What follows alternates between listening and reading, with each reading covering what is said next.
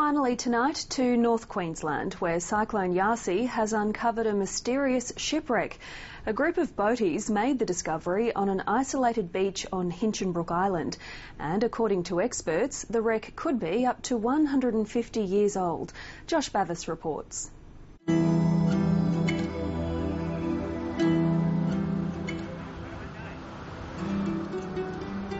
And no doubt, people died here. So it is our history. It's a hidden paradise, a lonely island, once the home to Indigenous tribes and explored by British travellers. But along this stretch of beach lies an unsolved mystery. Me and my mate were cruising offshore there about 100 metres, and actually I could see the water breaking just where the ribs and that were sticking out of the water there, so you could see the shape of the boat, so we knew what it was straight up, you know.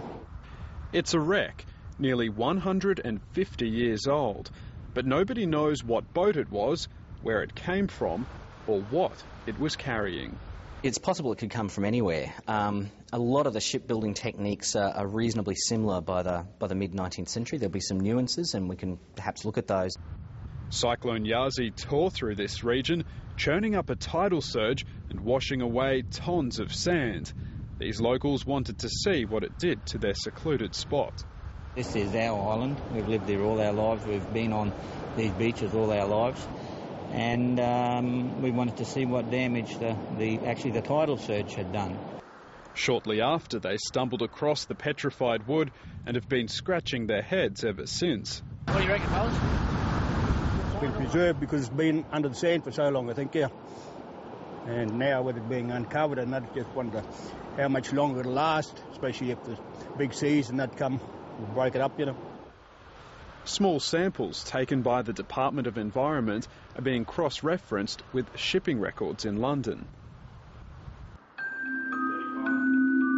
Someone who might be able to shed some more light on their new find is Ed Slaughter. He spends most of his time sifting through and documenting treasures like the salvaged material from the 1779 Pandora wreck. Yeah, it's exciting. It's detective work. You know, it's something that I'll always be interested in doing, and it's important for the resource of Queensland, you know, and the history of Queensland to determine these things. He says he's confident the identity of the Hinchenbrook wreck could be narrowed down by a few simple clues. I mean, things like the presence of anchor chain, which was, I believe, on this site, you'll instantly determine that it must be post-1830s, 1840s, because that was when anchor chain came in. Before that, they were using hemp rope for their anchors. Dozens of ships have run aground in this treacherous bay, and locals say there's a raft of treasures offshore. Out to sea just here, in the middle of the bay, there's a B-17 lying on the bottom.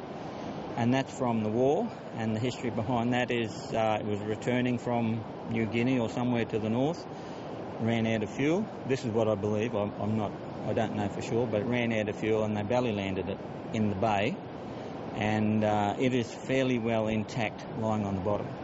The Queensland Government recently launched a shipwreck survey to the public to find out more about mysterious wrecks like these. It's not uncommon for people to have photographs of Great Auntie Bessie and Uncle Ralph standing in front of a ship on the beach or other information. We'd love to get copies of it. We'd love to hear from people if they've got information, because every little bit helps us add to our understanding, and every little bit can help us perhaps solve a mystery like the one in Ramsay Bay. This project is one of the first on their list of hundreds. There's upwards of 12 to 1,500 shipwrecks, which we haven't yet located. Authorities are reminding other treasure hunters that it is an offence to disturb the scene of a shipwreck. When you're diving on a shipwreck, or when you locate a shipwreck for the first time, it's important not to disturb the scene. It's almost like a crime. If you disturb the crime scene, you know, you won't be able to find out who's responsible. These amateur archaeologists hope they'll find the answers and lay the mystery to rest before it's too late. Everything eventually rots away, and it will eventually go. And to have this recorded now is, you know, as far as I'm concerned, it's a very important part of our history, because no doubt this will cover up in the next few months, and 50 years' time it'll pop out again. Josh Bavis with that report from Hinchenbrook Island.